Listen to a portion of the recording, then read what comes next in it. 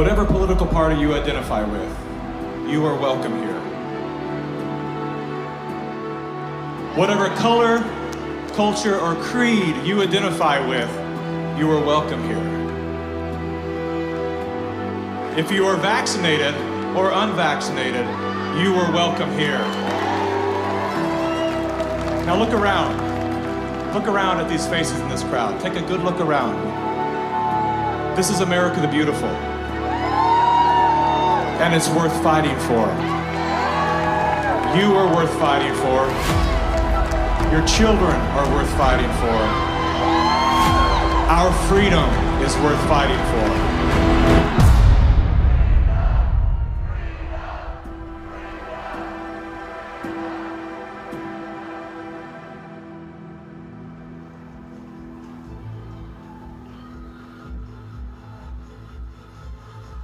My name is Mickey Willis. I'm a father, a husband, and an investigative filmmaker. I was raised in California by a single mom who did her best to care for 4 children on her own. As a child of the welfare state, I witnessed firsthand what happens to the psyche and spirit of those who become dependent on government assistance. Had my mother known the difference between a hand up and a handout, she may have avoided the trap that kept us living on the edge of poverty, like so many people are today. Living in fear of losing her welfare assistance, Mom remained single and lonely until the day she passed, at 58 years young. Her life was cut short by a combination of toxic cancer treatments and grief. Just 34 days before she passed, her first son, my brother, was killed by a drug called AZT. Hundreds of thousands of innocent people died as a result of that prescribed poison. The pusher of AZT was none other than Dr. Anthony Fauci. The reason that only one drug has been made available, AZT, because it's the only drug that has been shown to be safe and effective. Well, it's certainly nice to know that the future looks brighter. 30 years later, there he was again. Same script, same actors, same performance. These are safe and effective products. Knowing what that man had done in the 80s and 90s, I couldn't believe he was still in a position of such power.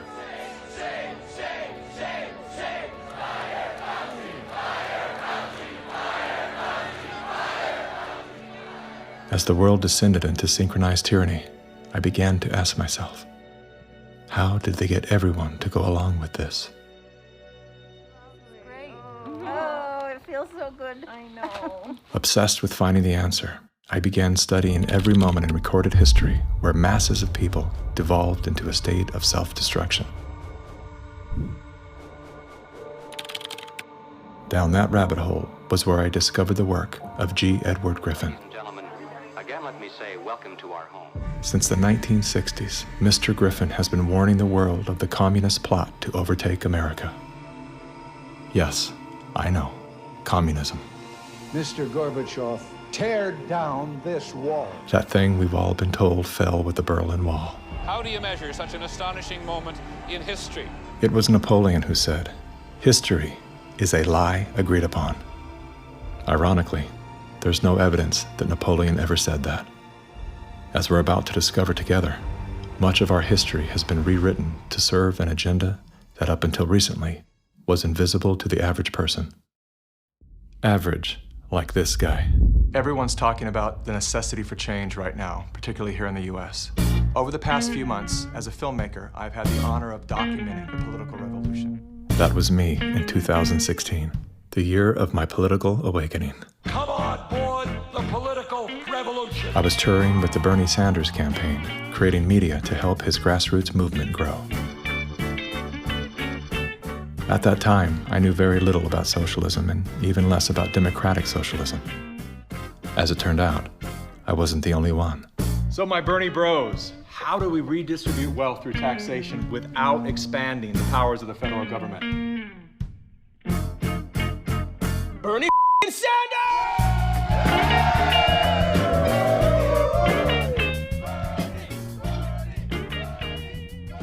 As confusion set in, I began turning my questions inward.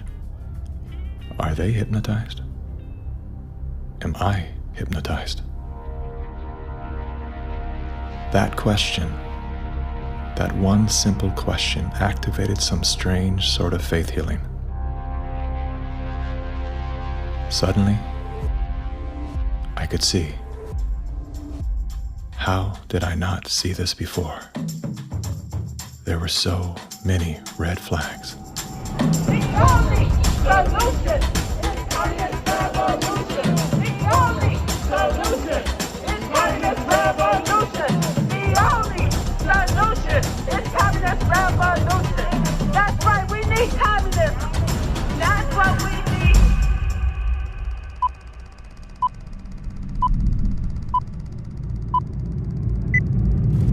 I'm well aware that whether you're here in person or through the medium of motion picture, that for most of you, it's not easy to fit meetings of this kind into your schedules. But the fact that you are here indicates that you do have an interest in the subject. So in order not to waste any of your time, let's dispense with the usual preliminaries and get right down to the business at hand.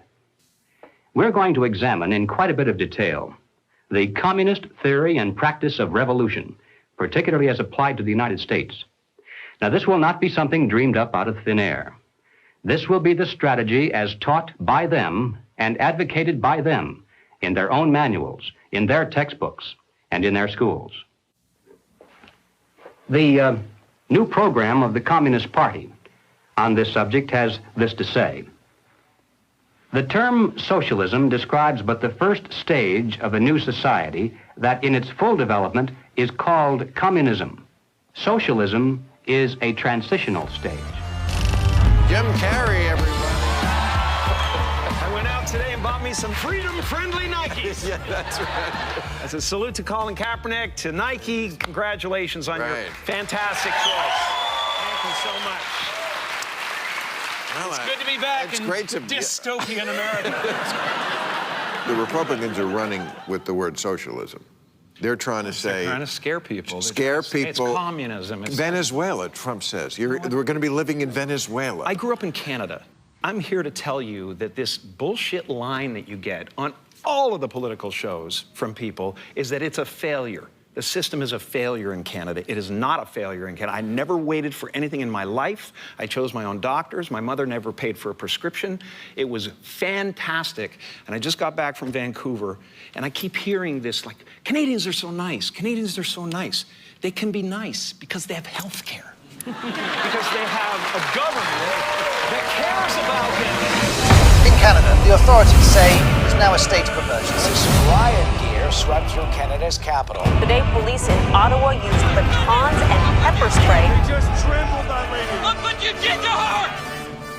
Medical wait times in this country are longer than ever. The cost of living just keeps climbing. There's a socialist coup unfolding in Canada, and we taxpayers are funding it. In the recent years, a lot of Canadians have been watching their once well-regarded country become what some are even calling tyrannical. A country previously hailed as the most free and democratic in the world.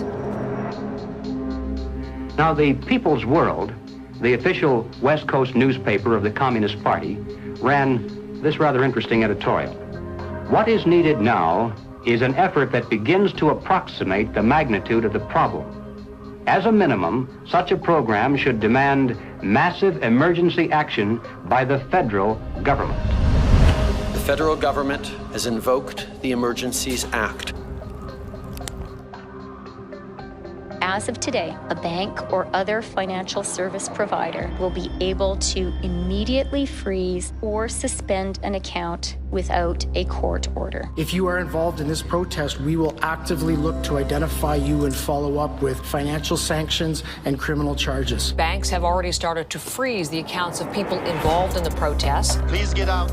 Immediately get out. Intimidating people in a church during the Passover. Unbelievable. Growing up under communist dictatorship, I have been warning Canadians that that's what's coming. I could smell it. I could see it at every corner. We will not put up with this anymore. We are fighting back. Protests, public protests, are an important part of making sure we're getting messages out there, but using protests to demand changes to public policy is something that I think is worrisome. Okay. So here we have the Prime Minister of Canada saying that, yes, we have a highly functioning democracy and they have the right and freedom to protest. However, if those protests are used to demand change in government policy, then no. The small fringe minority who are holding unacceptable views that they're expressing.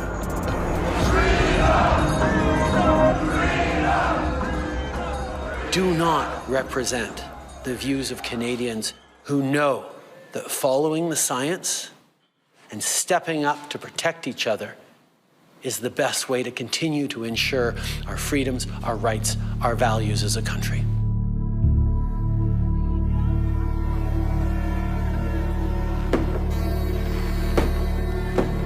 Liberal Prime Minister Justin Trudeau claims to be following the science, but Trudeau's science often comes in the form of this bizarre authoritarian technocracy. I think that Justin Trudeau stepped on the landmine when he weaponized the banking system in Canada against the truckers. Those peaceful trucker protests, you know, their most violent act was honking their horns. And in retaliation, they had their access to their bank accounts, and anybody that supported them in any way had their access to bank accounts eliminated. And at that moment in time, we all came to realize what was really going down. Even with Sun TV watching for any slip, he was asked which country he most admired and referred to China. There's a level of admiration I actually have for China because their basic dictatorship is allowing them. I applaud China for stepping up. I applaud Canada. You can tell what I'm thinking. A prime minister who openly admires the Chinese basic dictatorship, who tramples on fundamental rights by persecuting and criminalizing his own citizens as terrorists just because they dared to stand up to his perverted concept of democracy, should not be allowed to speak in this House at all. Mr. Trudeau, please spare us your presence. Thank you. Canadians know where I stand. This is a moment for responsible leaders to think carefully about where they stand and who they stand with. While Justin Trudeau makes a compelling case study, he is not the only dictator on the rise. Under the new rules provided by the COVID-19 emergency, many other elected leaders were empowered to show their true colors. Interesting how they all marched in perfect lockstep while chanting the same slogans. This pandemic has provided an opportunity. Here we are now with an economy in crisis, but with an incredible opportunity. It's certainly a major crisis, but it also offers us a unique opportunity. Unprecedented opportunity to rethink and reset. The great opportunity for reset. Opportunity for us to reset. For a reset. It's almost as if they all attended the same school of thought and studied under the same professor.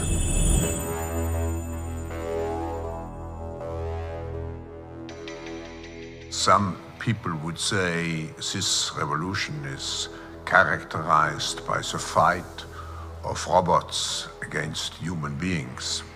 And we will win this fight. Professor Klaus Schwab was born in 1938 in Ravensburg, Germany, where Nazi crimes against humanity were committed. His father, Eugene Wilhelm Schwab, was the managing director of Escher Weiss Ravensburg, a company that used slave labor to manufacture weapons of war for the Third Reich. While Klaus's father was at the helm, the Nazi Party awarded Escher Weiss Ravensburg the title of National Socialist Model Company. Years later, Klaus Schwab joined the board of directors at Escher Weiss Ravensburg, where he played a key role in the development of South Africa's nuclear weapons program during the darkest years of the racist apartheid regime. Today, Klaus Schwab is the founder and executive chairman of the World Economic Forum. If you'd like to meet the people who are supposed to repair the state of the world, or give a piece of your mind to the bankers who helped get us into this mess, we can tell you where to find a lot of them. the World Economic Forum. Founded in 1971, the World Economic Forum is an international private organization which receives billions of tax-free dollars from its members and their global enterprises. Every year, the WEF brings together its members with world leaders, big pharma executives, tech titans, Hollywood celebrities, media personalities, and internet influencers to meet in the secluded mountains of Davos, Switzerland. It is a tiny town folded into the Swiss Alps, a village where you could bump into Bill Clinton, Bill Gates, the head of Google, and the Queen of Jordan, all in one place. A lot of reporters cover the forum, but few get inside. It turns out there are two Davoses, one you see and one you don't. After hours, there are hundreds of private parties where deals are done. People who can't be seen together in public can meet here. Your Royal Highnesses, Excellencies, distinguished heads of state and government, the future is built by us, by a powerful community as you here in this room.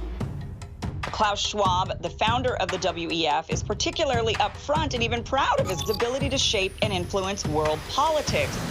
I created the community of global shapers as a means, as a force to shape our common future. And of course, their Global Young Leaders program is a grooming ground so that when they ultimately infiltrate cabinets, We penetrate the cabinets. they will likely tend to govern a certain way. Nobody will be safe if not everybody is vaccinated. The names and the countries he mentioned ended up being some of the most dystopian and authoritative during this pandemic. Names like Ms. Merkel, Vladimir Putin, and so on. Other names, Jacinda Ardern, Sebastian Kurz, Mauricio Macri, Mark Zuckerberg, Jack Ma, Gavin Newsom, Stéphane Bancel, Chelsea Clinton, Leonardo DiCaprio, Sanjay Gupta, Dr. Leana Wen, Alexander and Jonathan Soros, George Soros' sons, and several of the Rothschilds. And of course, Now, who could represent such a world better than you, Prime Minister?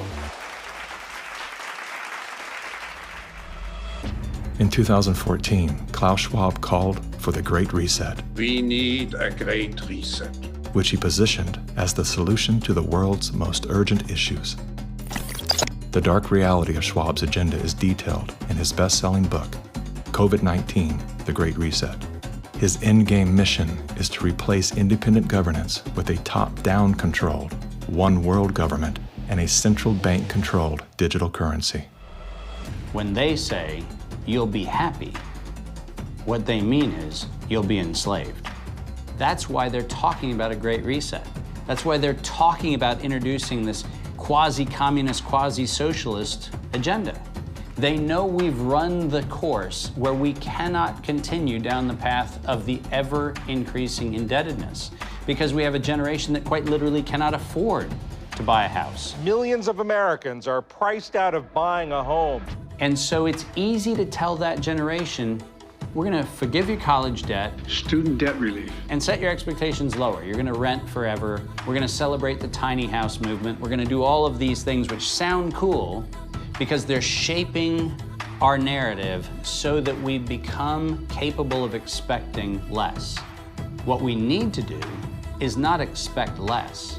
We need to remove inefficiencies so we can experience more. And that's the subtle distinction that the Great Reset is missing. Like most globalists, Schwab regards communist China as a shining model of how he intends to transform the world. We now welcome His Excellency Xi Jinping. China has made significant economic and social achievements under your leadership. Chinese influence on global affairs is growing. The founder of the World Economic Forum, Klaus Schwab, says that this is what motivated the group this year to invite President Xi Jinping to deliver the keynote address in Davos. Schwab said Xi's presence was a sign of the shift from a unipolar world dominated by the United States to a more multipolar system in which rising powers like China will have a step up and play a bigger role. I think it's a role model for many countries, but we have to go one step further. It's a systemic transformation of the world. Artificial intelligence, the metaverse, synthetic biology, our life in 10 years from now will be completely different, and who masters those technologies will be the master of the world. Similar to his protege, Justin Trudeau, Klaus Schwab makes a fascinating case study. Yet he too is merely the master of his own world. Economic Forum. Science is replacing evolution by natural selection with evolution by intelligent design. Not the intelligent design of some god above the clouds, but our intelligent design and the intelligent design of our clouds, the IBM cloud, the Microsoft cloud. These are the new driving forces of evolution. Today, we have the technology to hack human beings on a massive scale. And by this I mean that if you have enough data and you have enough computing power, you can understand people better than they understand themselves, and then you can manipulate them in ways which were previously impossible. You know, the whole idea that humans have this soul or spirit and they have free will, that's over. Now, how exactly will the future masters of the planet look like? This will be decided by the people who own the data.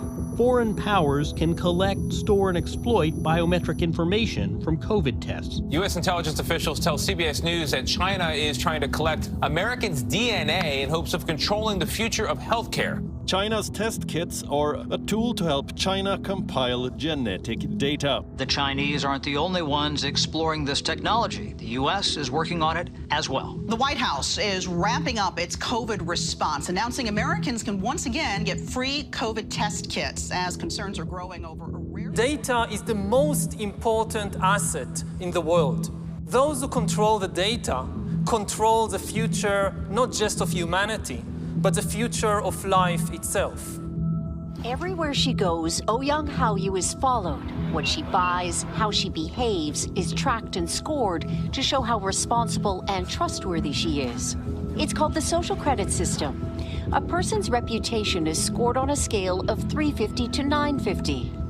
It's big data meets Big Brother, expanding how the government monitors, understands, and ultimately controls its 1.4 billion citizens. A good score brings benefits, but people with low scores lose rights.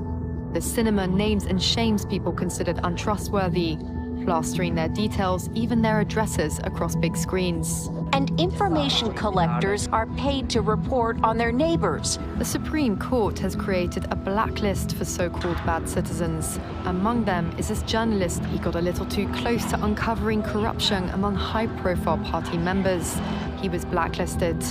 He only realized when he tried to buy a train ticket. Once you're blacklisted, you can no longer get a bank loan, start a business, buy an apartment, or even send your children to a private school. By using the mechanism of social credit, we'll be able to establish a blacklist of people. These punishments will serve as a whip to rebuild moral values. And few here are willing to criticize it, something that may pose a risk itself for a bad score and the life that comes with it. It may seem scary, but it's just like that here. We're used to it, and anyway, we don't have a choice. China wants obedient citizens. Criticism or resistance among the population is virtually non-existent. This woman's door was kicked in by police when she refused to go to quarantine. Now these videos show rows of metal containers which are being used to house COVID-19 patients. Some of them have complained that very little food is left for them in the freezing metal boxes. Chinese government officials now installing fences in Shanghai, blocking people from leaving their homes. For some, Shanghai feels like the world's largest prison.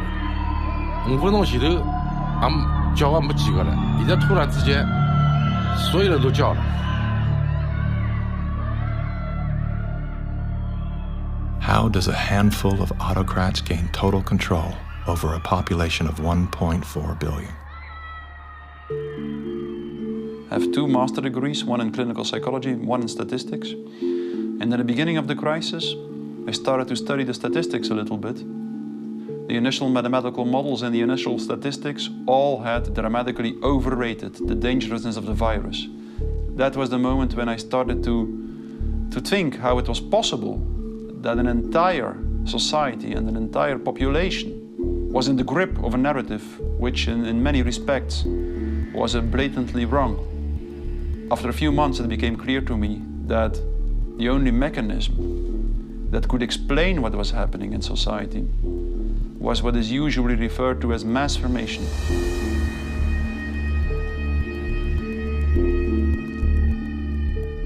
Mass formation is identical to hypnosis. And this term refers to a specific kind of group formation, which has very special characteristic effects at the level of individual mental functioning. And one of these effects is that an individual that is in the grip of mass formation typically lose every capacity to take a critical distance from what they believe in, from what the group believes in. You would think it would be people with lower IQs that would be more susceptible to this, but it seems to be the other way around. Are you seeing this? I have seen this, and it does seem to be predicted by educational status and IQ.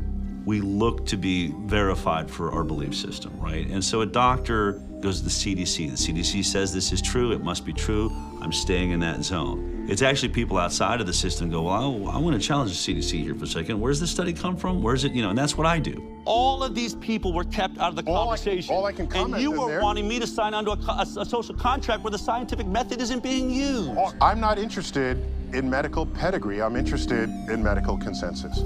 People who are highly intelligent tend to go and get a lot of degrees. Those people have spent so many years in institutions to get those degrees that they have developed a trust and confidence in not only the educational institutions, but those that support them, which are largely government bodies.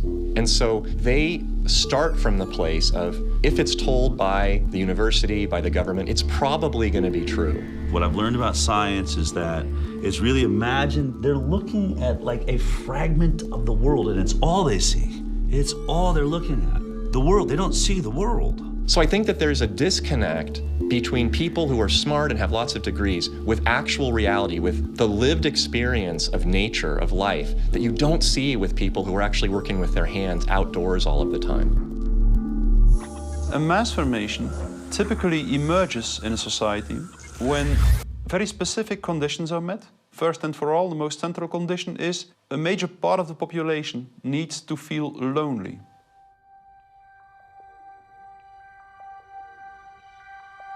Doctors say the very rules to keep people safe from the virus are doing great damage when it comes to anxiety, depression, and even suicide. And now everyone is suffering, but children are particularly at risk. The real pandemic here is the psychological warfare that's being waged on every single human being.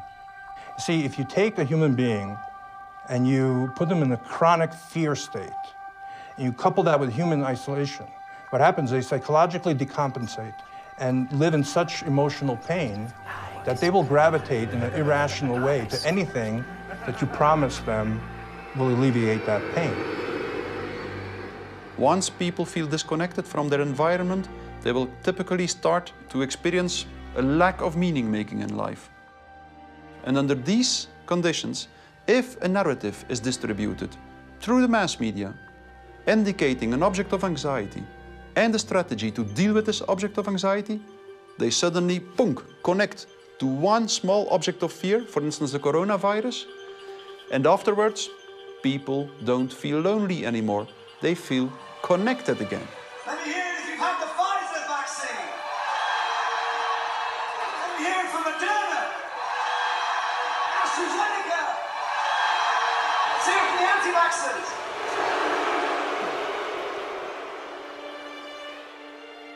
The new kind of social bond is highly problematic, just because the connections between the individuals even deteriorate more, and the bond between the individual and the collective becomes stronger and stronger and stronger, which make them willing to sacrifice everything for the collective.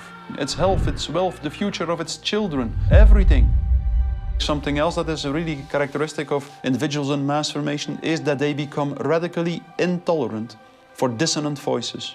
The people who are not getting vaccines, it's time to start shaming them. What else? Or leave them behind. Vaccinated person having a heart attack? Yes, come right on in. We'll take care of you. Unvaccinated guy, rest in peace, Wheezy.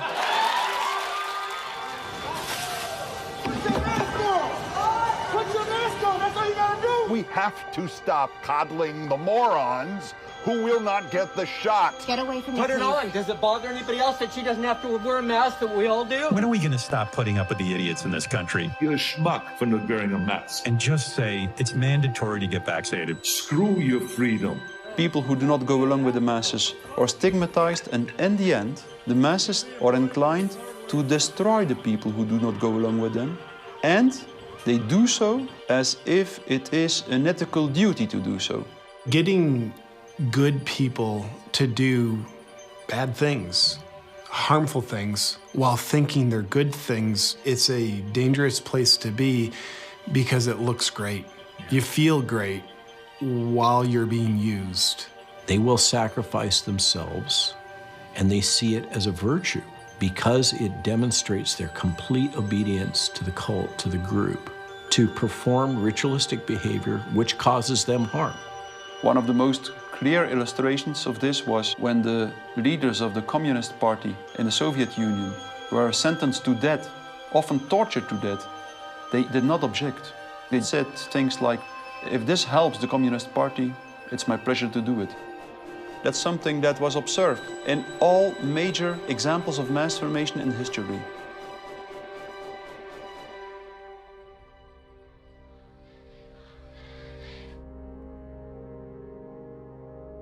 I was born in Communist China 2 years before Mao started his Cultural Revolution.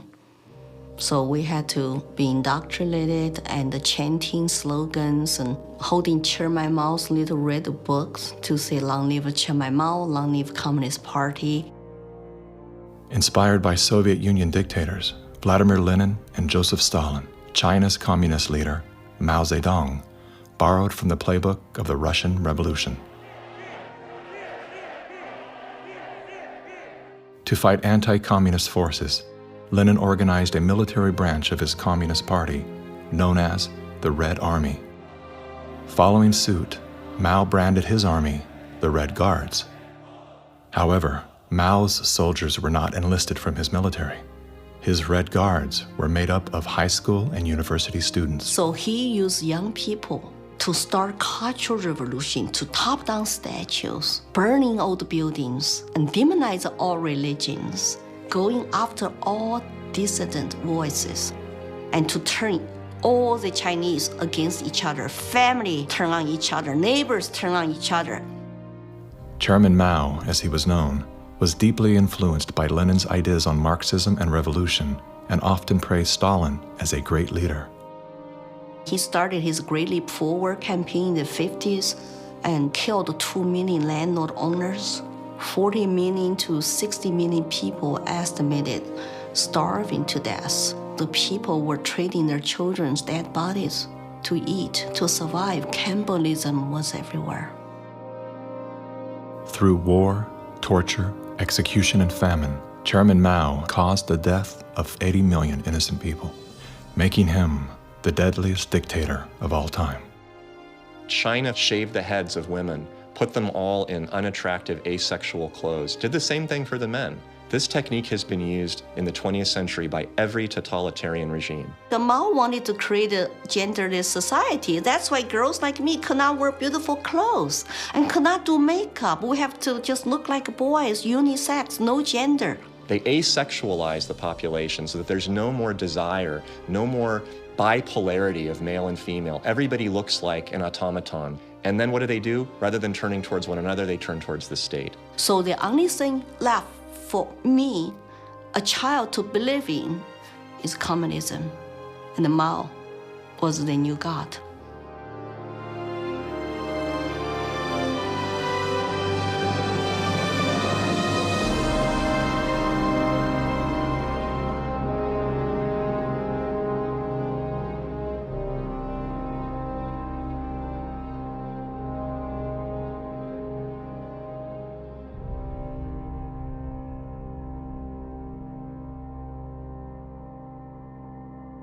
Now, in China, the government is not only cracking down on Muslims, but on other religions as well, as it pushes to assert communist ideology. Here's something else that is banned in China: Falun Gong, a religious movement that emphasizes on spiritual enlightenment and cultivation of virtue.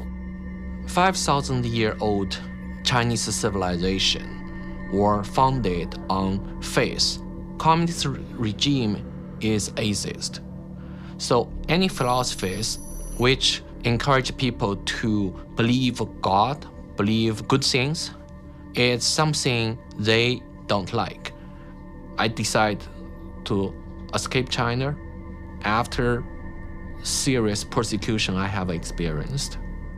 Under this pretext of COVID-19 coronavirus, the Chinese Communist Party has intensified its persecution.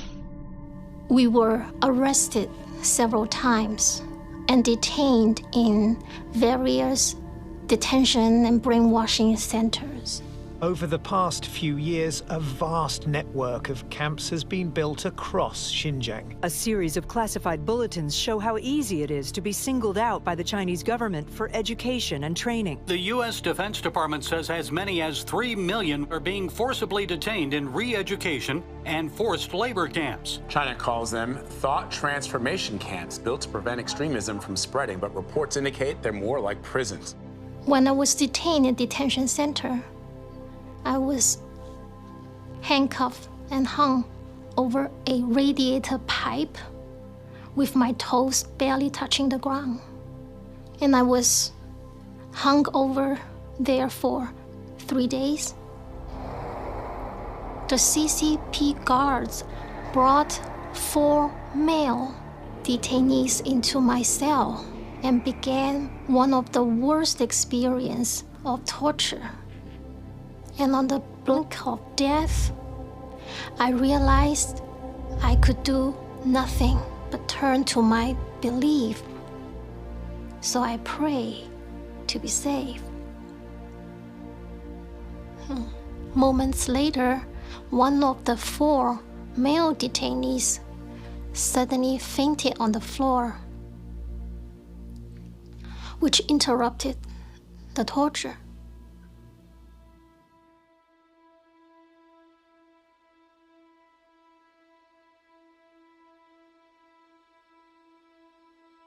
I left China because my parents were heavily persecuted for their practice of Falun Gong.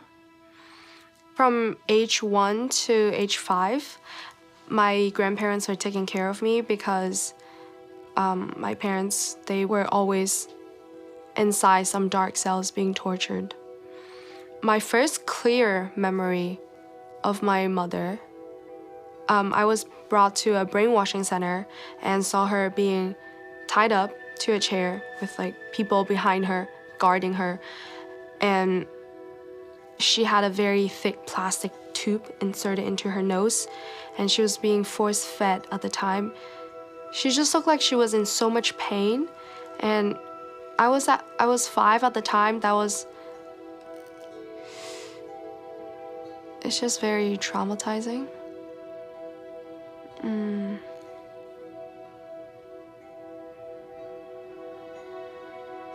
My school principal actually came to me several times and told me not to be a part of my parents and to report any activity that my parents would do. They're instilling all the lies and hatred into the younger generation. The young people are used today to do the American Cultural Revolution, to turn the kids basically not to trust their parents anymore.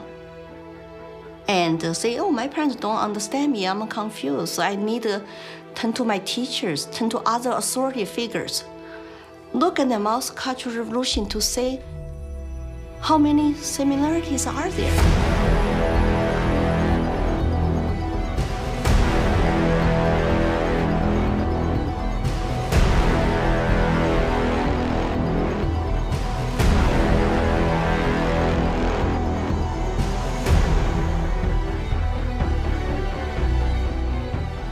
Communism will win. That's not a joke. That will happen.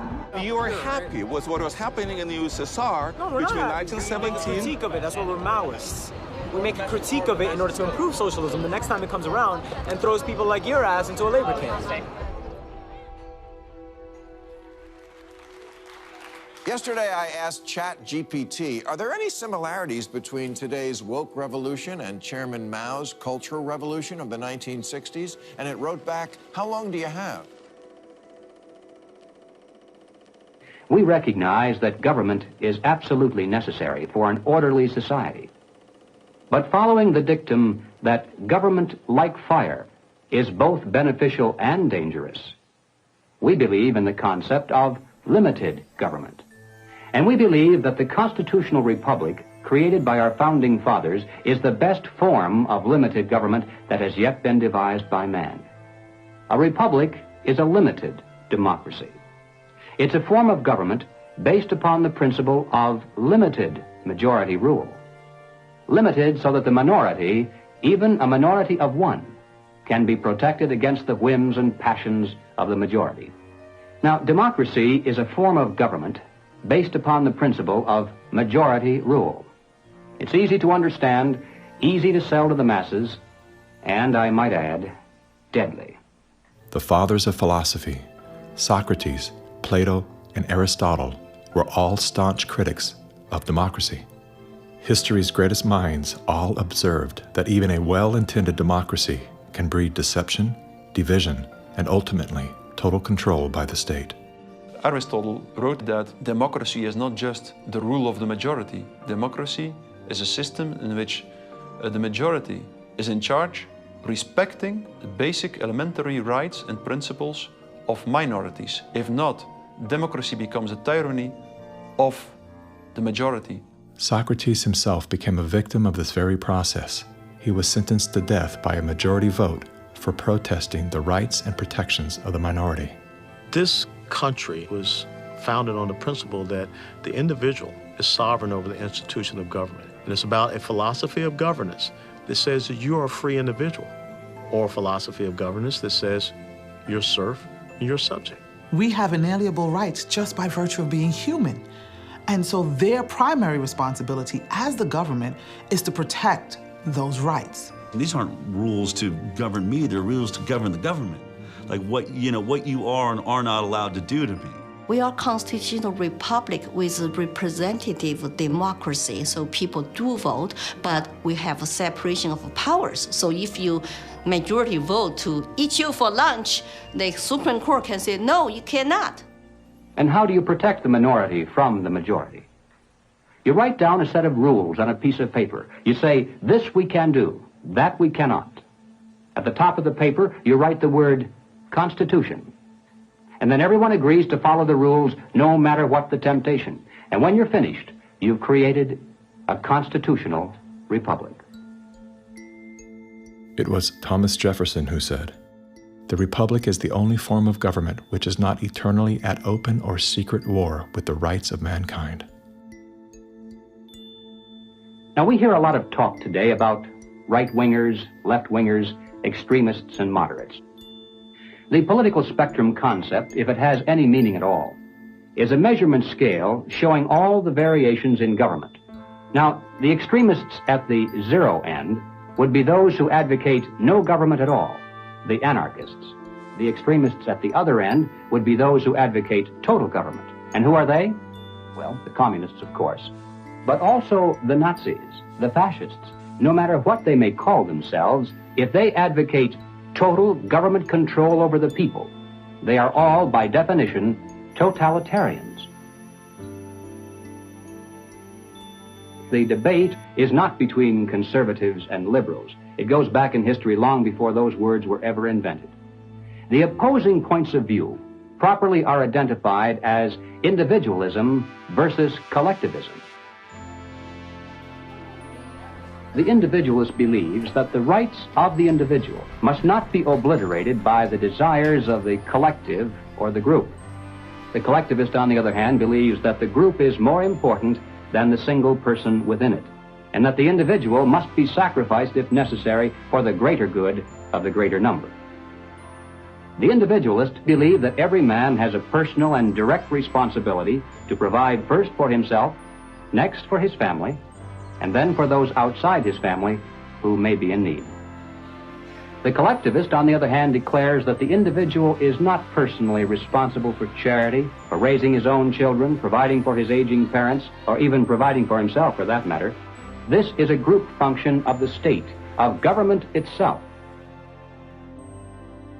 Everything we talk about, socialism, communism, globalism, and Nazism, guess what? It's all collective society.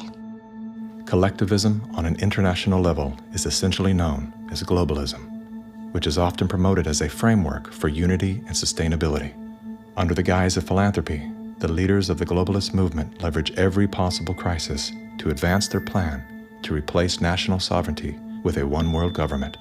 We are confronted with so many crises simultaneously. What does it need to master the future? It is the globalists who are behind the destructive new methods of control, like ESG, the acronym for Environmental, Social, Governance. Similar to China's social credit score, ESG is a ranking system that tracks a company or country's carbon footprint, as well as its commitment to diversity and inclusion. A low ESG score can lead to severe consequences, including reputational damage, legal and regulatory actions, and loss of investors and bank credit lines. Within the last decade, numerous nations and thousands of major brands have been coerced to adapt to the ESG program, and today, many of them are paying the price. In 2018, the World Economic Forum published an article on its website entitled, "How We Will Make Sri Lanka Rich by 2025. That article was removed once it became known that food prices in Sri Lanka had nearly doubled and that millions of their citizens were facing starvation. Now, what caused this? Farmers protested and asked the government to work with them on slowly improving farming practices to be more environmentally friendly rather than implementing harsh bans. But the government was more interested in maintaining a high ESG score with its creditors like BlackRock. As a result, food production dropped drastically, with farmers expecting crop losses of 85%. The country had to begin spending money on importing food when it was previously self-sufficient. Sri Lanka is a cautionary tale. What's happening there could be a foreshadowing of what's in store for us if we don't take heed and learn some lessons. The Dutch government was one of the first to sign on to the ESG system. Dutch farmers pleaded that the rush to adapt to extreme new regulations would result in the destruction of the country's food supply. The Netherlands is the second largest agriculture exporter in the world, earning the title of the tiny country that feeds the world. A collapse of their system could trigger a global food crisis. Yet, the Netherlands Prime Minister continued to persecute Dutch farmers until they were forced to revolt. Where do you find still such a prime minister in the world? You find it in the Netherlands, and it's Mark Rutte. And remember, too, the Netherlands is the pilot program of the World Food Hubs, and the World Economic Forum has assigned to the Netherlands what they call this Global Secretariat, using, ironically, a communist term for it. Klaus Schwab's golden pin-up boy, Prime Minister Mark Rutte, is busy fulfilling the agenda of the World Economic Forum's Great Reset by turfing farmers off their own land. Perhaps the most important lesson I've learned in my years as Prime Minister of one of the world's most outward-looking trading countries is that national interests are often best served by international cooperation. Schwab has sold this idea because they're up against the wall. Okay, you have all these governments that are basically broke. So what will happen is if they defaulted, then all the people who have lost their pensions, they've counted on it, and they're going to be storming their palaces with pitchforks. Schwab has sold the idea that, well, we go towards Marxism and you can still retain power. None of these net zero climate schemes work without massively disrupting or even destroying the lives of the little people. If you think about what created wealthy people wealthy throughout the many years of our human history, was the ownership of land. And you have governments right now that are looking to take ownership of real estate, and it's happening everywhere. And you have this movement of individuals kind of going like, hey, like, people should never profit off of real estate. And unfortunately, that ideology is what the government is using to take control. If we look at data from 2001 to 2015, there is a slow and steady trend towards more corporations owning single-family homes, apartments, office spaces, and less individuals actually owning real estate. Blackstone Group actually recently raised a record of $50 billion to take homes from American families. During the pandemic, when all people were ordered to lock down indoors, why did governments around the world make exceptions for mass protests? We've all heard the term fire sale. In this case, it's not a metaphor. When a community is damaged by protests, the value of local properties plummet. Investors then gobble up the devalued real estate for pennies on the dollar. In many cases, the leaders of the decimated communities receive kickbacks for allowing this transfer of wealth. Big companies and investment firms swooping in and buying up some of the only affordable homes in your neighborhood. The more you have individuals not own their own home, the more you have individuals not financially independent, creates more dependence on big financial corporations that profit off of mass people. So we are going towards a world where the people are owning nothing. I always say, like, if we don't own anything, well, who does? Bill Gates, business magnate, software developer, philanthropist, nation's largest farmland owner. Gates owns nearly 270,000 acres. It's a reinstitution of Marxism where, communism owned all the property. In his Communist Manifesto, Karl Marx wrote, "The theory of communism may be summed up in a single sentence: abolition of private property." Karl Marx was a German philosopher and social theorist who lived in the 1800s.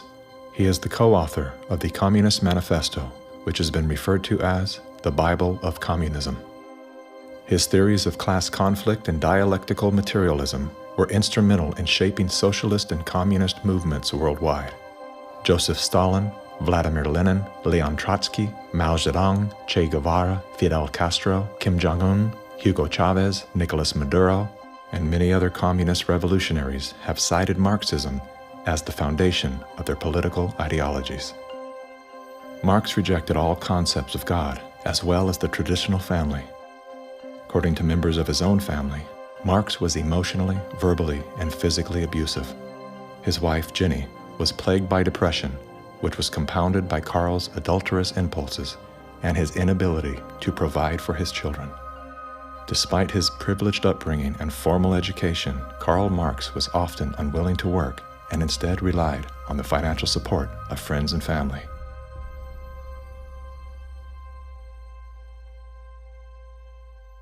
In 1943, the following directive was issued from party headquarters to all communists in the United States. It read, "When certain obstructionists become too irritating, label them as fascist or Nazi or anti-Semitic. In the public mind, constantly associate those who oppose us with those names which already have a bad smell. The association will, after enough repetition, become fact in the public mind." The founding fathers were racist, misogynist, Fascist political party, radicals on the far right, anti-Semitic, xenophobic, transphobic, Uncle Tom's white supremacist, domestic terrorist, neo-Nazi organizer, Nazis. You are an anti-vaxxer. Anti-vaxxers. Racist.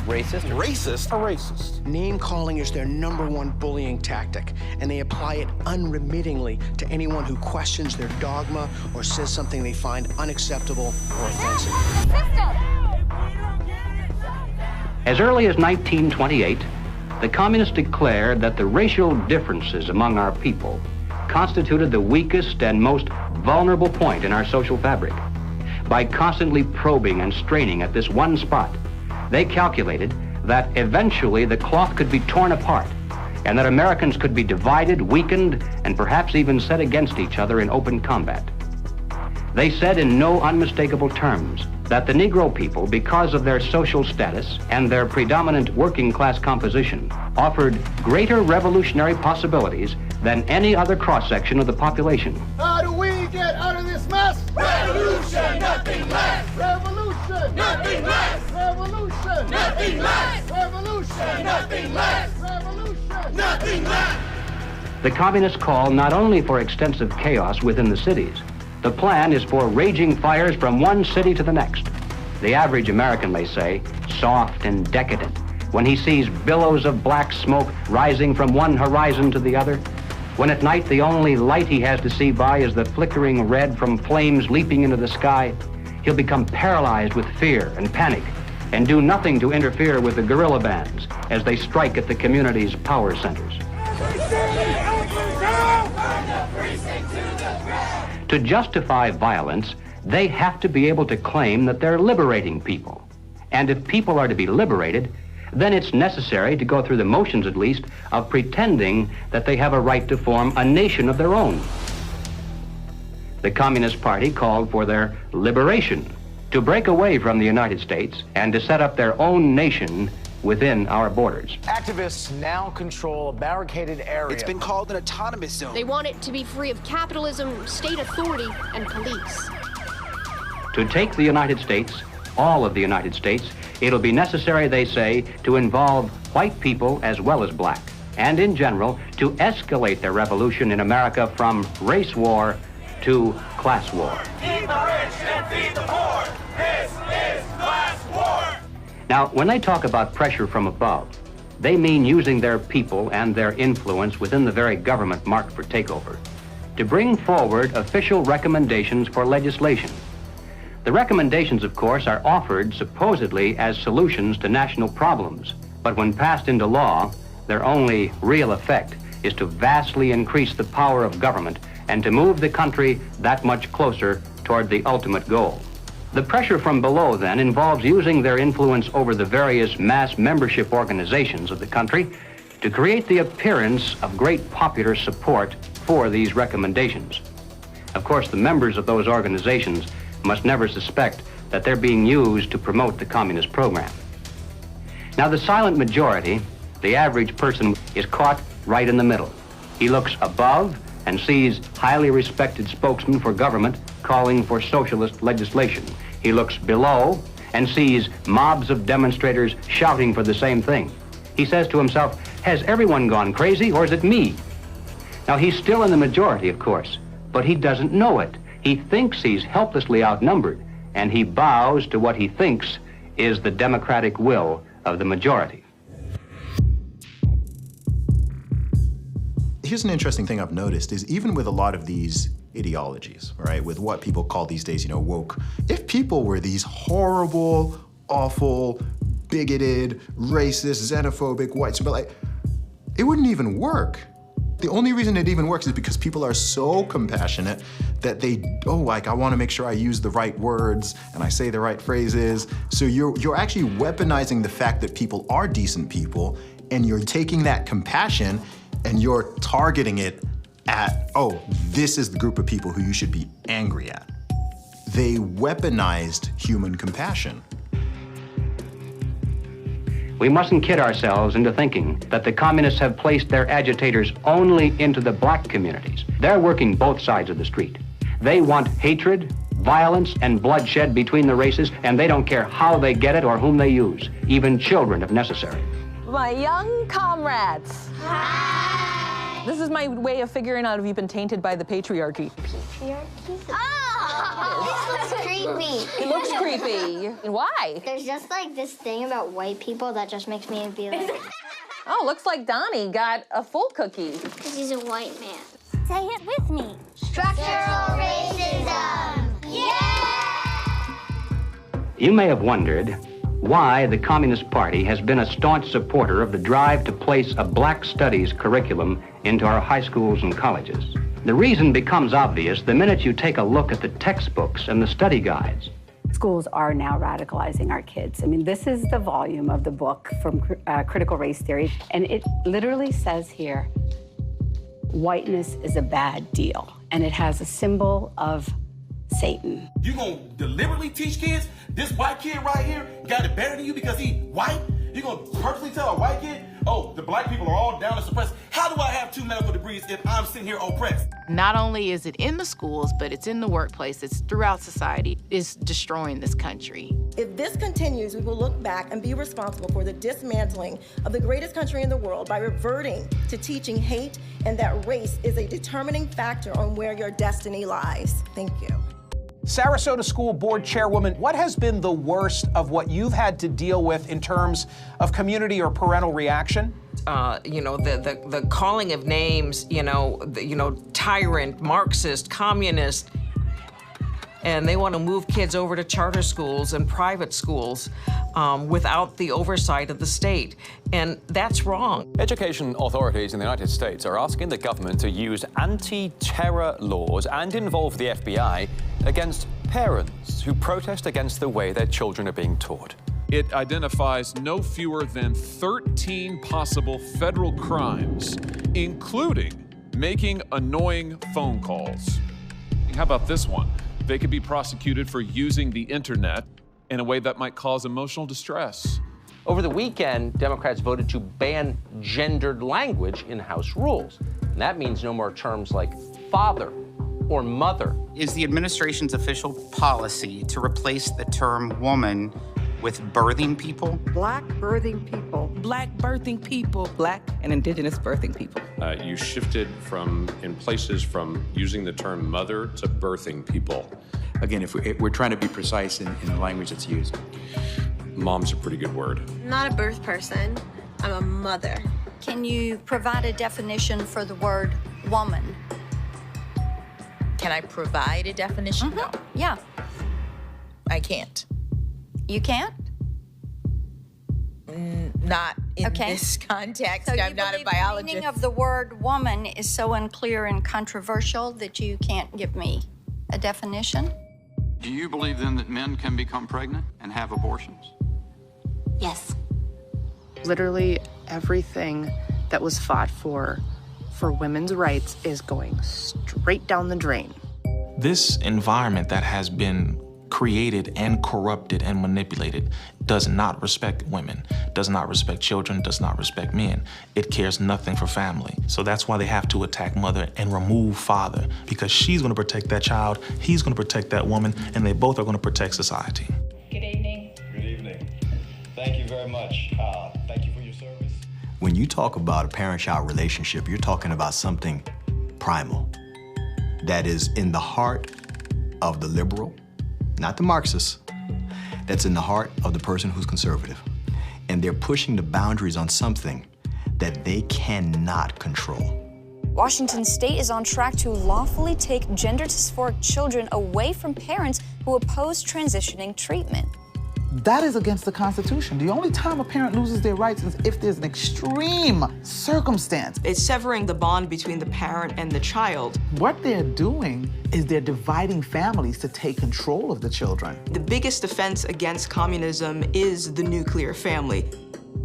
In Chapter 2 of his Communist Manifesto, Karl Marx wrote, "Abolition of the family. The bourgeois family will vanish as a matter of course."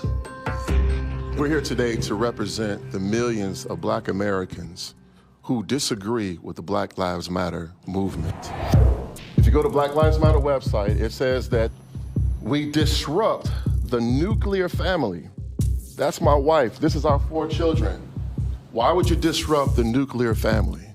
Because the real objective is to remove the family as a possible alternate source of guidance and support. All totalitarian regimes strive to destroy the close-knit family in order to remove any loyalties that might be higher than to the state itself.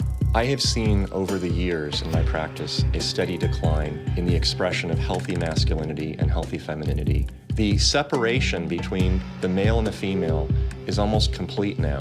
And it's due specifically to the ongoing attacks against masculinity and the degradation of femininity. And if our family structure is lost in the next generation, what do we have left? We're just a bunch of listless individuals living our lives out virtually behind a computer screen and following the orders of the government. Maybe it's because I came in the movement at 17 and a half, so I have just a knack for knowing how to organize young people. I was at our publications table today, and I was speaking to this young person, and he grabbed the book, and he said, it's like Mao's Red Book. And I was like, man, that's what I was thinking. And it was just really cool to hear him make that connection. I was like, how about you buy like 10 to 15 of these books, and you all have like a youth organizing group where you talk about it, and you really try to engage this. We need to build off of this. We actually do have an ideological frame. Myself and Alicia in particular, we are trained Marxists. I do believe in Marxism. It's a philosophy that I learned really early on in my organizing career. Investigations into the Black Lives Matter organization has revealed links to groups that are pro-communist China. The self-proclaimed Marxist Black Lives Matter co-founder Alicia Garza also owns the Black Futures Lab project. Yet, all would be lost for the Black Future Lab if not for the Chinese Progressive Association. Donations to the Black Futures Lab don't go directly to the foundation itself. The Chinese Progressive Association gets them instead. Through forensic investigations, we now know that the 2020 BLM fiery but mostly peaceful protests were organized and partially funded through a network of pro-communist organizations. One of the groups is US-based Liberation Road, which was founded by a faction of the Communist Party of Vietnam. Liberation Road is allied with the new communist movement and has direct ties to the Chinese Communist Party. The San Francisco-based, communist-rooted Chinese Progressive Association formed a sister company called Asians for Black Lives to serve as a bridge between BLM and the Chinese Communist Party.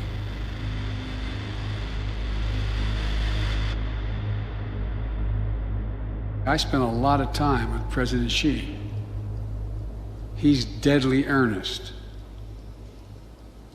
about becoming the most significant, consequential nation in the world.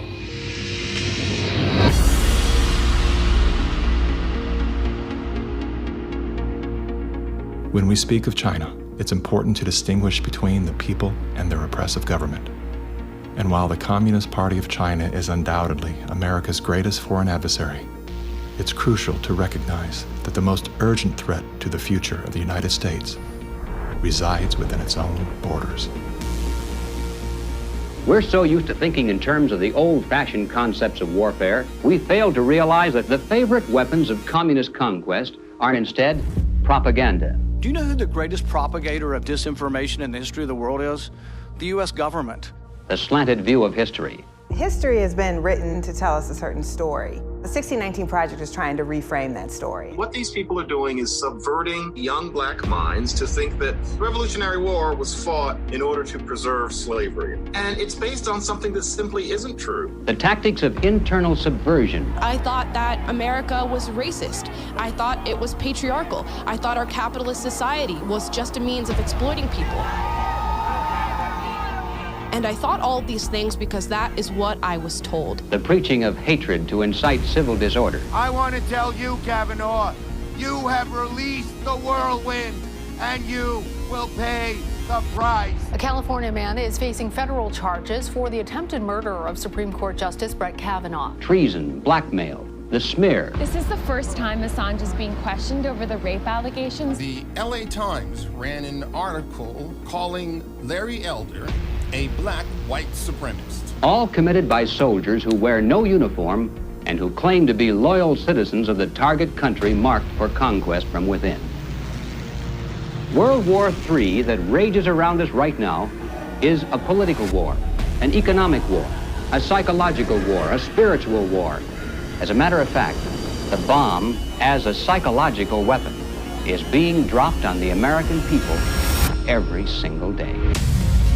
You probably assume you're safe. That could be a deadly mistake. Bracing for food shortages. And labor shortages. Shipping delays. Supply chain disruption. A new coronavirus variant. The worst virus variant. Ultra transmissible. It can kill you. It can kill you. A surge in crime. A surge in crime. Acts of terrorism. Domestic terrorism. White terrorism. White supremacy. Mass shootings. And nuclear conflict. World War III. World War III. Vladimir Putin. Russia. Environmental doom. Fire, storms, and deadly floods. I don't want you to be hopeful. Science tells us we have 9 years. This storm will kill you. I want you to panic. It is promoting fear. It will kill your children. Feelings of fear. It will kill your pets. The world is a very terrifying place. Unless you get lucky. I want you to feel the fear I feel every day. Walk me through, if you would, what happens scientifically inside our minds when we're in a state of fear, and then how that affects our external choices and the direction of our lives. This is well known and well researched in the psychological literature and the psychiatric literature, that when someone is afraid, when someone is in a state of fear, that person cannot think rationally. You resort back to a more primitive way of making decisions, which is highly emotionally driven. And when you're placed in a chronic state of fear, as we have been, you end up in a, what I would call a traumatized state, meaning that you're not just momentarily scared, you are frozen. You have seen your ability to think critically suspended. The issue is not about COVID or vaccines or anything else. It's not that. That is the polarizing impulse that gives rise to our general sense of ill at ease, which then amplifies our willingness to fall for reflexive classifications like race or, the isms that we want to fight about. The more we can distract people by creating the illusion that says everything is fearful, the more we can manipulate the population. We were groomed for decades to be fearful, whether it was drop and cover. We must be ready all the time if the atomic bomb explodes. Duck and cover. To protect against the threat of nuclear annihilation, or more recently, the impending ecological collapse of our planet in 12 years that AOC and Greta Thunberg keep warning us about. The world is going to end in 12 years if we don't address climate change. How dare you? All of these fears are grounded to some degree in reality. They're not completely invented, but they are exaggerated so greatly that we cannot actually reason through them anymore. When people are afraid, they won't just accept authoritarianism, they'll demand it. They will demand it. Somebody do something. Somebody take charge and tell me what to do. Like, where do I stand? Where do I walk? What do we do? What are the rules? And again, people in power always use that, right? What do they say? Never let a good crisis go to waste. We can take this and we can now enact policies that normally we wouldn't be able to get away with. Maybe in a couple of decades, when people look back, the thing they will remember from the COVID crisis, this was the moment that we agreed to be surveyed all the time. And maybe even after the event is over, maybe we can still keep 30%. And over time, multiple crises, suddenly you have a government or an individual who has far more power than they're actually supposed to. The leaders of the mass, the people who pronounce a narrative in public space, usually are hypnotized themselves.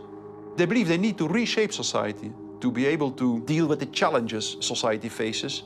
And they believe so fanatically in that ideology that they think it's justified to manipulate and cheat and to use all kinds of narratives to convince people to go along with that ideology.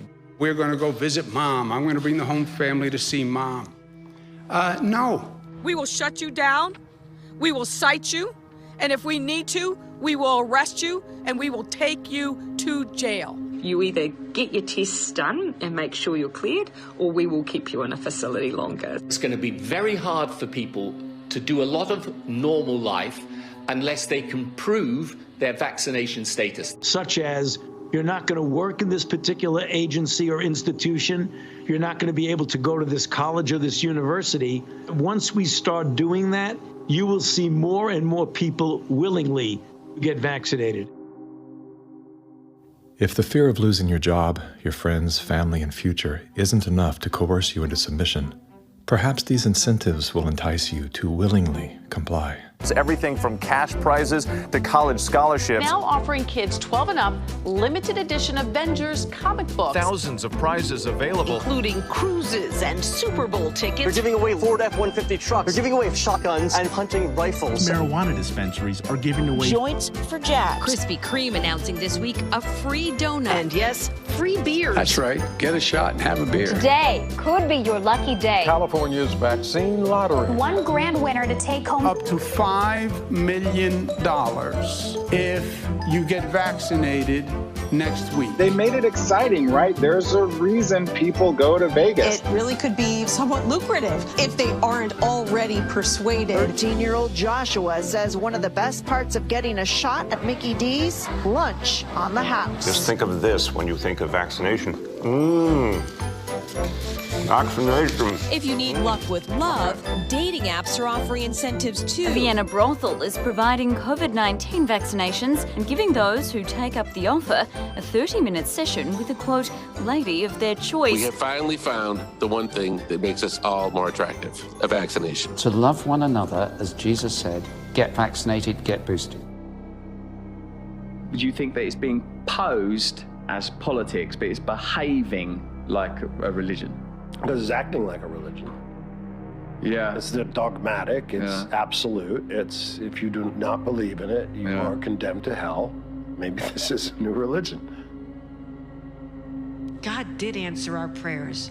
He made the smartest men and women, the scientists, the doctors, the researchers. He made them come up with a vaccine. That is from God to us. And we must say, thank you, God. Thank you.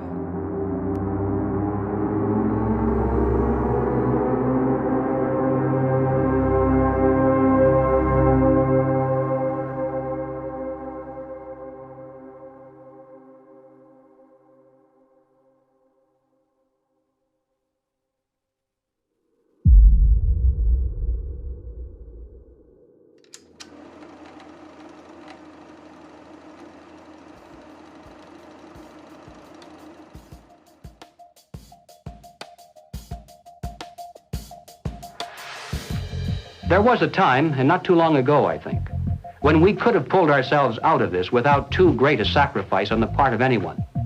But we didn't. Instead, we slept. Everywhere I look, I see men and women who know that communists are making headway in this country. They know that something must be done and that someone must stand up to them. But they themselves do nothing. They remain silent because they're afraid that if they speak out, it'll be bad for business. They may lose a client.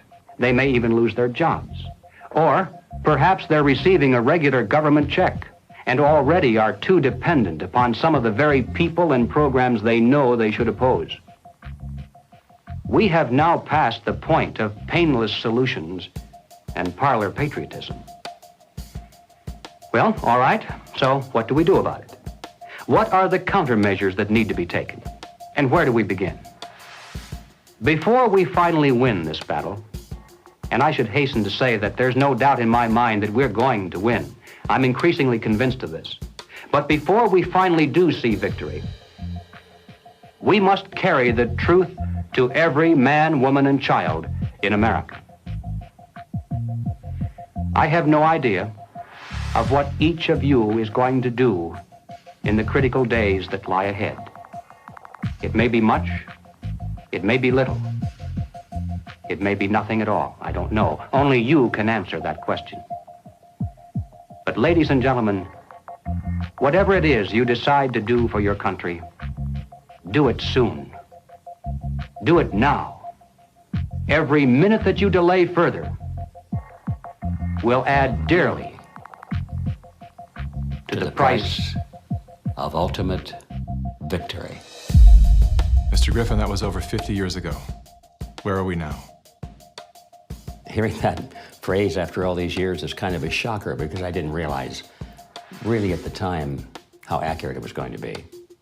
But we're in the middle of it now, and so the ultimate victory is still ahead of us. How did you know way back then what would be happening today? It's a long story, of course, but I did take a fascinating tour of the Communist Bookstore in Los Angeles when I was very, very young. I was working for an insurance company. I was Mr. Corporate America, you know. That was the period when the hippie, image was pretty popular, and a lot of these guys in that bookstore were in that uniform. I think they felt I was a potential recruit, you know. Yes, we've always been quite willing to talk about We'll talk about socialism anywhere, in the streets or in the Senate, anywhere, you know. They're a communist faction making a big power play for SDS. Is there any communists back here? I guess there is. Yes, they are communists, and yet our nation seems unconcerned. Many newspapers, television commentators, and educators call these young revolutionaries dissidents. But are these voices voices of mere dissent, of mere student unrest, or of sedition and revolution? They invited me to come to their study groups, they called them. They were really the recruiting funnel, you know. And I didn't have to pretend to be interested because I was interested. I wanted to see what these guys were up to. And of course, the more I read, the more I realized that these guys were deadly serious. And so my crusader gene said, hey, buddy, you better stop worrying about the corporate ladder and making money and looking good and start doing something about it. And I'm glad I did, because after that point, my life had a meaning and had a purpose more than just self-centered.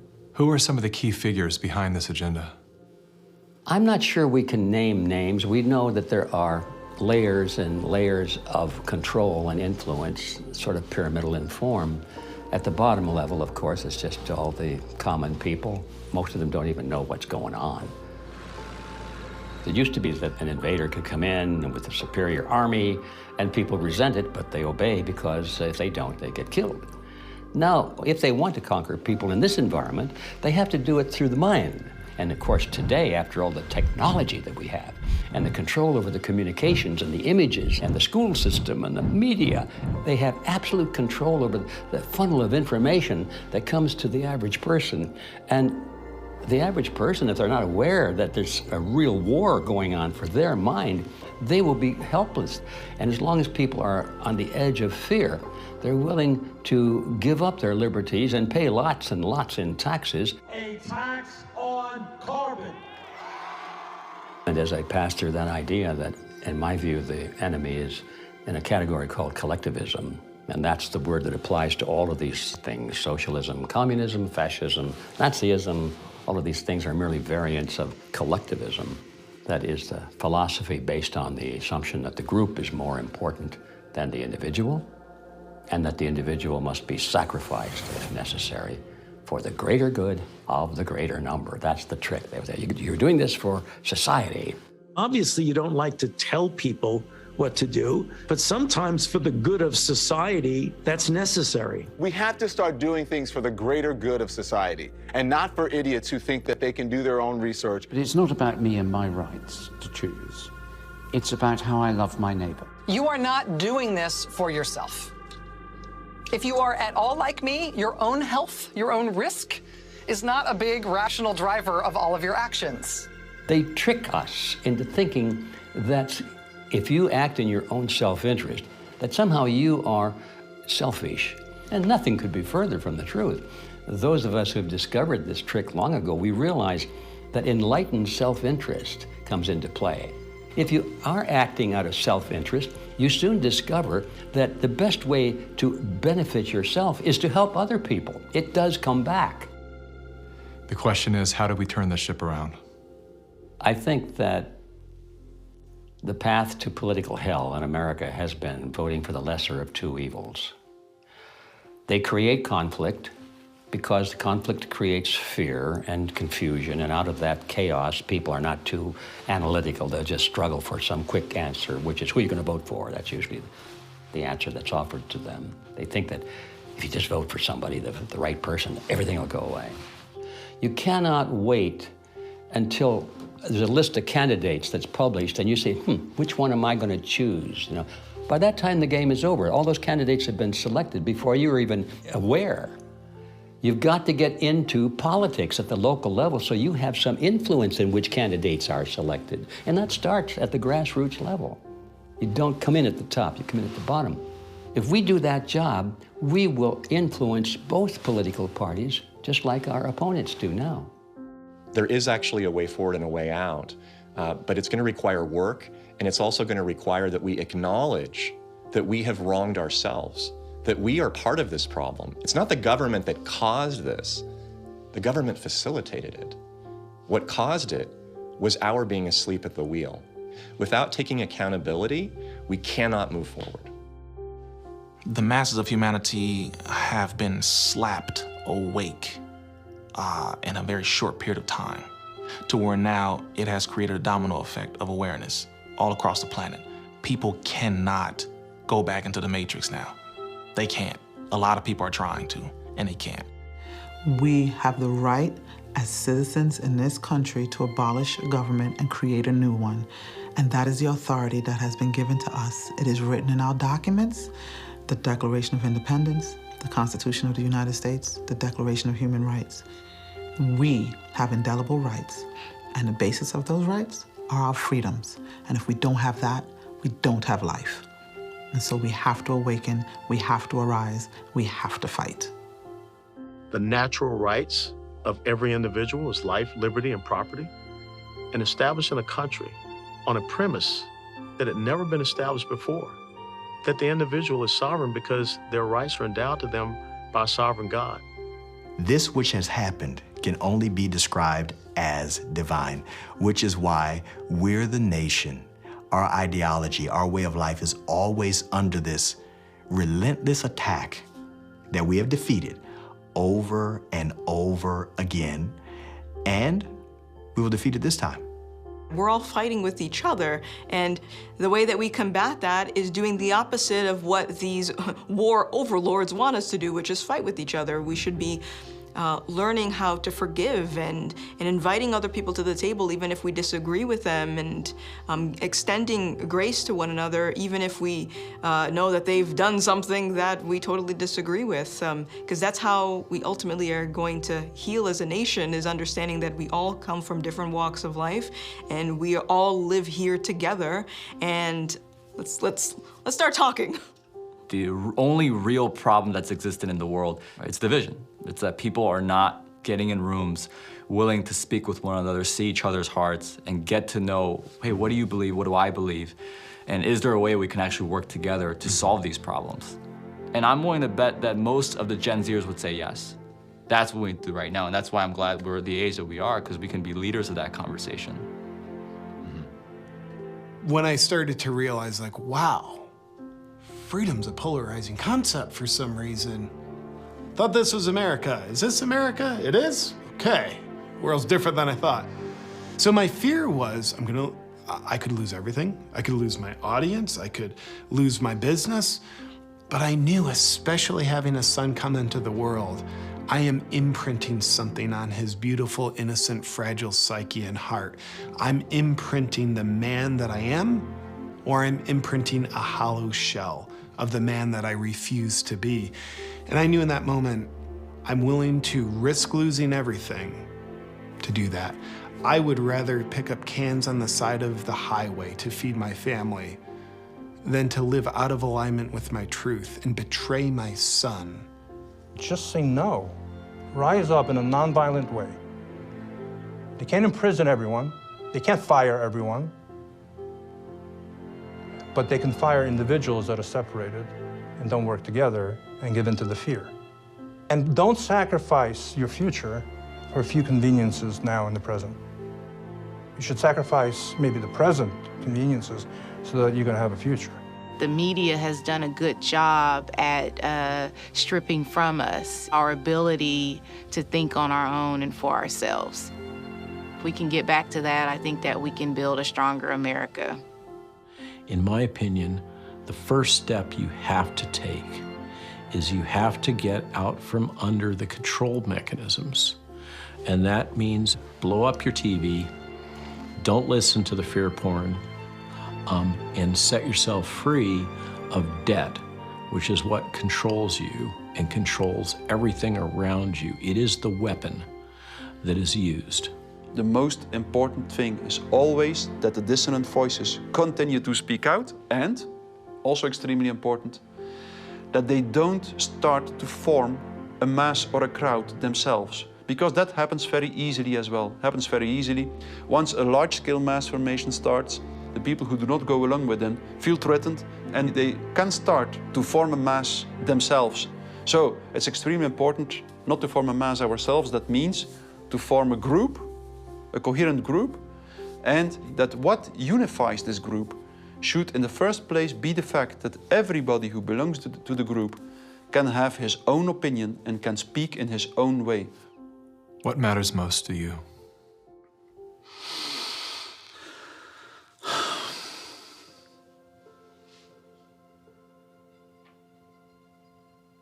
I think what matters most to me is freedom. Freedom.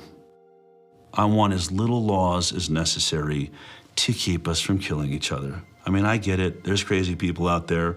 We have to find a balance. In the end, I want my children to live in a world where they're free to dream, to take risks, to fail, to succeed. Hardship strengthens us.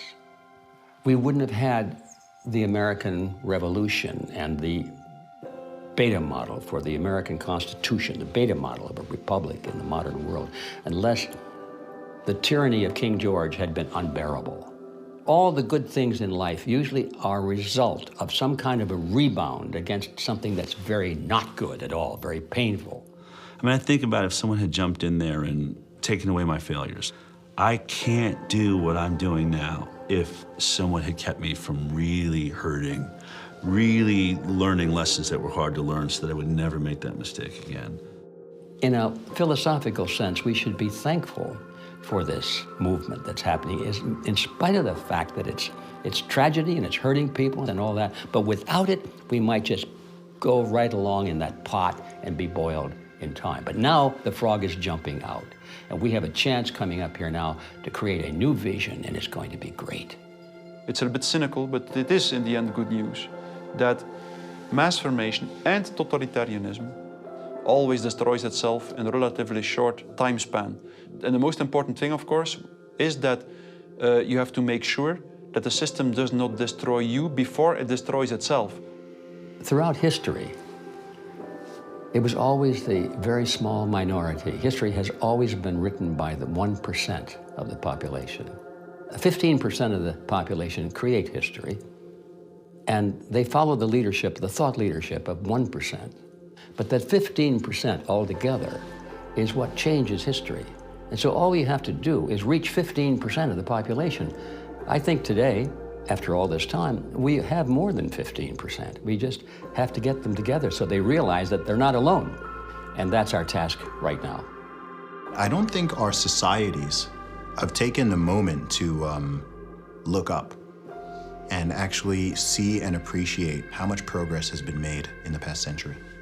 On so many different levels, we have made incredible progress. Like, what we've got here is actually great. It's imperfect, and we should still be making tweaks carefully to try to make it better. And I think that's where so much of that self-hatred or hatred of the nation or hatred of the other or whatever comes from, this lack of perspective and gratitude and inability to take a moment, chill out on the activism and go, wait, actually, okay, we've achieved a very unique and special point in history, and let's be careful with that. On that note, as Sure. a man who's traveled the world, have you experienced any nation that has course-corrected beyond their sins more than the U.S. has? No.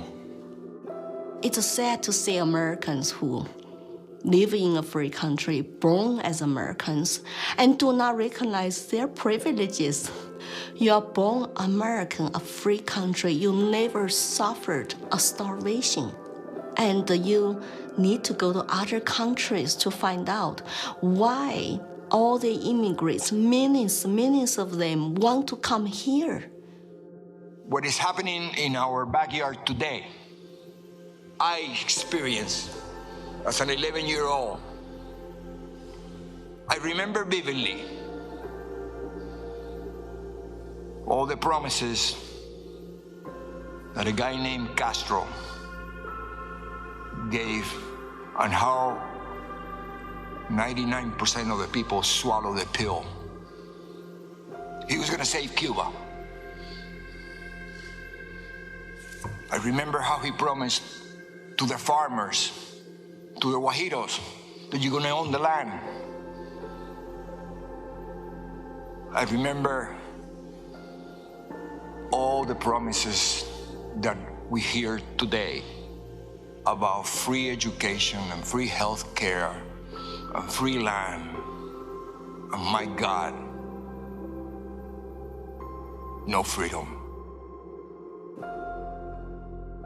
The defectors here that are speaking out against the Communist Party in China are risking their lives, and our government is not interested in listening to them or helping them in any way.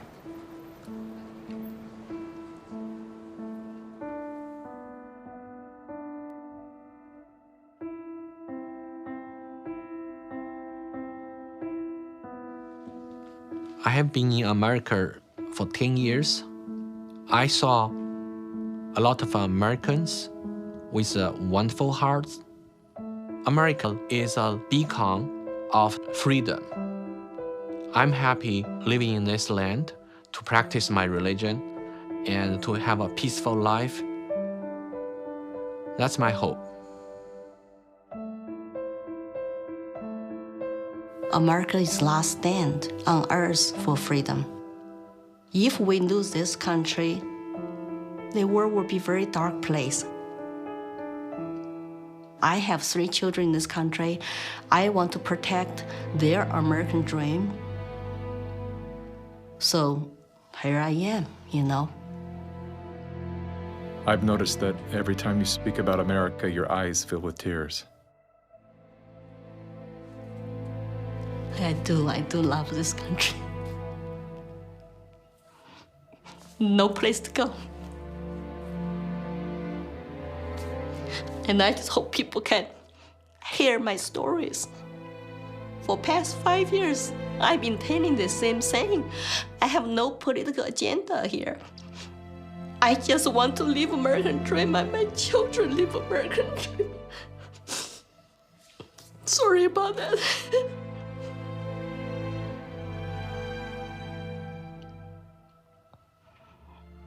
It's time to ask questions.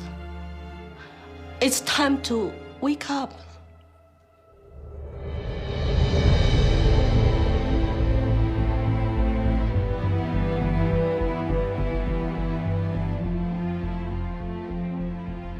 We've been brought together in this moment to face the urgent choice between dehumanization and rehumanization.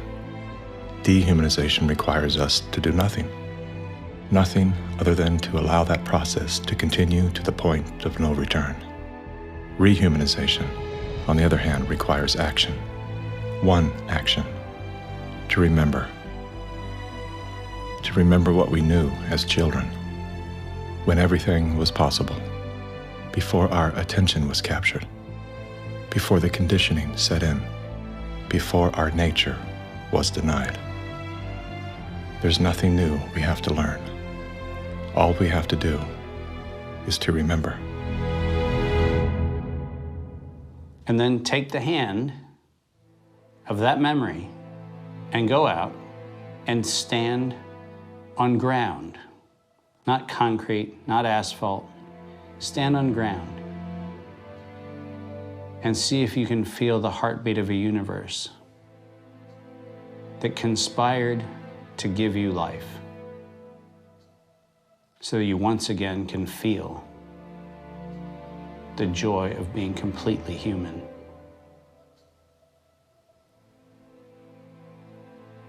And then never forget that moment.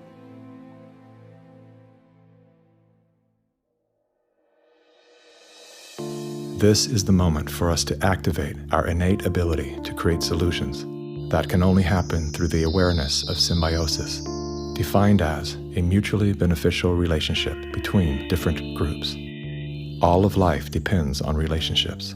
Every living thing is in communication, from the stars to the planets, the earth, the plants, the elements, the insects, the animals, the humans, and every cell within us.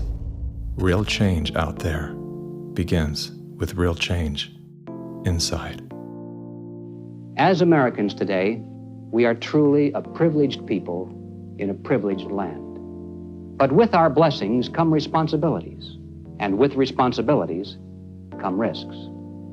The challenge of our time is that we must accept both the responsibilities of our blessings and the risks involved in defending them for ourselves and for future generations. And we must do this without hesitation if we are to be worthy benefactors of that precious heritage of freedom passed on to us through the epic sacrifices of those who have gone before. Now, that is not flag waving, and it is not cliched patriotism. That's a simple statement of the obligations of citizenship in this glorious land, our land, which with God's help we shall preserve.